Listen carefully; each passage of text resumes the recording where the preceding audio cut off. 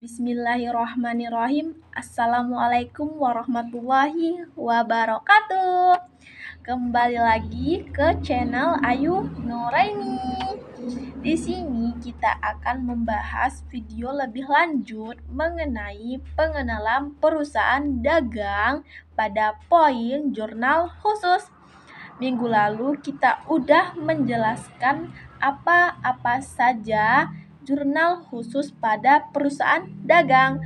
Bagi yang belum menonton, silahkan klik video pada pengenalan perusahaan dagang. Di sini adalah materi lanjutan mengenai format-format pada jurnal khusus perusahaan dagang. Di sini untuk yang pertama kita akan menjelaskan mengenai format jurnal khusus pada penjualan. Seperti biasa, formatnya yaitu ada tanggal. Ini jangan sampai lupa. Jika misalnya lupa menaruh tanggal, jika ada kesalahan pencatatan, kita tidak bisa tahu tanggal berapa saja itu terjadi kesalahan. Ini jangan lupa, contohnya seperti ini. Tanggal misalnya terjadi penjualan yaitu pada tanggal 1 pada bulan Desember 2022. Kita tulis Desember 2022 tanggal 1. Udah. Selanjutnya untuk nomor ini misalnya contohnya di samping ya. Contohnya seperti F001. Artinya yaitu faktur nomor 001. Keterangan ini biasanya ditulis nama perusahaan.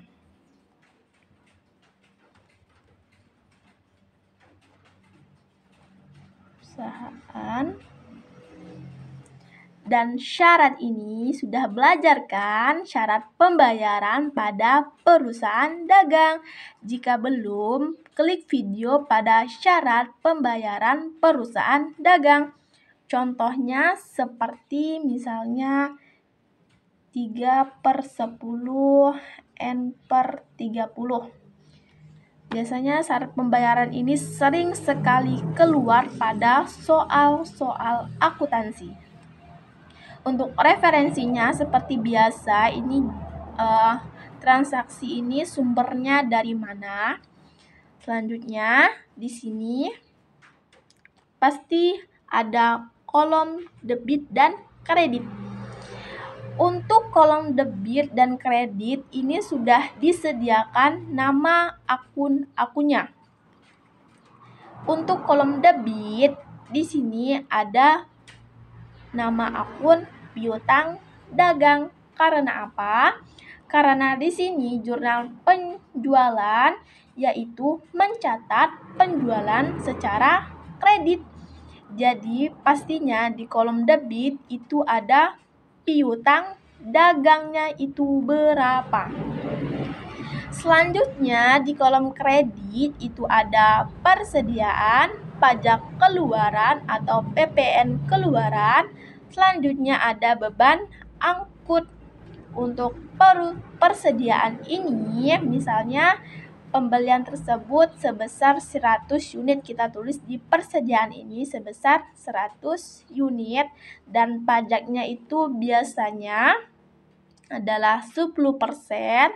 Terus jika ada beban angkut penjualan, kita tulis di sini saldonya.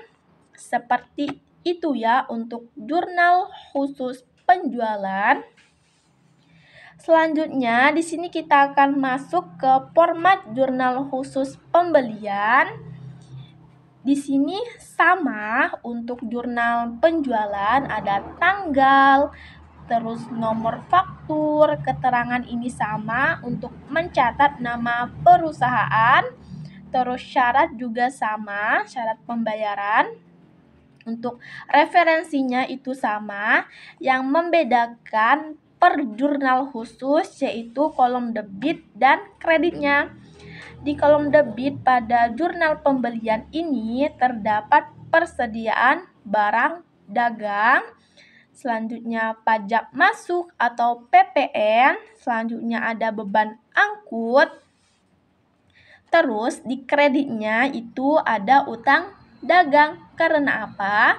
Karena pada jurnal pembelian ini mencatat pembelian secara kredit bagi perusahaan. Seperti itu ya kolom debit dan kreditnya. Selanjutnya di sini ada format jurnal khusus kas masuk atau penerimaan kas. Untuk tanggal, nomor faktur, keterangan, referensi itu sama dengan penjelasan sebelumnya. Yang membedakan di sini yaitu kolom debit dan kreditnya. Untuk di debit di sini pasti kas dan harga pokok penjualan, karena di sini penerimaan kas itu contoh untuk mencatat penerimaan piutang usaha, penjualan secara tunai, dan pendapatan di luar usaha. Selanjutnya di kredit ini ada posisi piutang dagang yang artinya perusahaan atau orang yang utang sama kita itu sudah melunasi piutang dagangnya, maka piutang dagangnya itu berada di kredit. Selanjutnya penjualan, ini kolom serba-serbi ini untuk nama akun yang tidak tersedia di kolom debit dan kredit. Contohnya itu seperti pendapatan di luar usaha. Jadi di sini kan tidak ada kolom untuk pendapatan di luar usaha, jadi nulisnya di serba-serbi.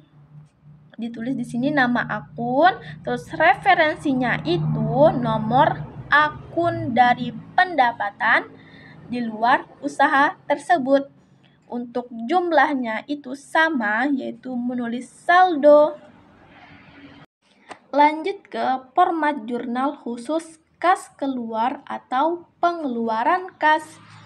Di sini sama, yaitu ada format tanggal, nomor faktur, keterangan, dan referensinya. Untuk debit dan kreditnya itu berbeda ya pada per jurnal khusus. Di sini debit ada utang dagang, dan kolom serba-serbi di sini untuk mengisi nama akun yang tidak ada di posisi debit. Jadi contohnya untuk pengeluaran kas ini untuk mencatat pembayaran beban usaha dan membeli barang secara tunai, seperti itu ya. Dan posisi kreditnya di sini ada kas, karena di sini kas pasti dikredit karena sudah jelas jurnalnya yaitu jurnal pengeluaran kas. Jadi kas berkurang di kredit. Selanjutnya di bagian kreditnya juga ada potongan pembelian. Seperti ini ya format untuk jurnal khusus kas keluar. Selanjutnya di sini ada format jurnal khusus persediaan barang dagang atau inventory card. Di sini yang berbeda dari perusahaan jasa. Jadi di perusahaan dagang itu ada namanya persediaan barang dagang. Jika di perusahaan jasa itu tidak ada yang namanya persediaan barang dagang. Untuk formatnya itu sama, ada tanggal, nomor faktur, keterangan. Kecuali tidak ada ref karena di sini dia untuk persediaan barang dagang. Untuk masuk ini artinya terjadi pembelian, dan untuk format keluar ini artinya ada terjadi penjualan pada orang yang membeli. Untuk masuk di sini, untuk pembelian itu berapa unit yang kita beli. Selanjutnya, berapa harga 1 per unit? Contohnya, di sini saya beli 20 pen. Di sini berarti unitnya itu sebesar 2 dengan harga 1.000 satuannya. Jadi 1 pulpen itu harganya 1.000, kita tulis di sini, dan jumlahnya itu sebesar berapa, atau jumlah dari kita membeli 2 pulpen. Dikalikan saja 2 dikali dengan 1.000, yaitu 2.000. Seperti itu ya. Sama juga dengan pengeluaran, artinya terjadi penjualan, ada unit, price, dan jumlah. Selanjutnya di sini saldo. Jika bertambah artinya terjadi masuk, dan jika keluar berartinya barang kita itu berkurang. Seperti itu ya untuk persediaan barang dagang. Formatnya seperti ini. Selanjutnya di sini ada format jurnal umum atau jurnal memorial, yaitu mencatat jurnal yang tidak dapat dijurnal khususkan, seperti retur, harga pokok penjualan, dan persediaan barang dagang.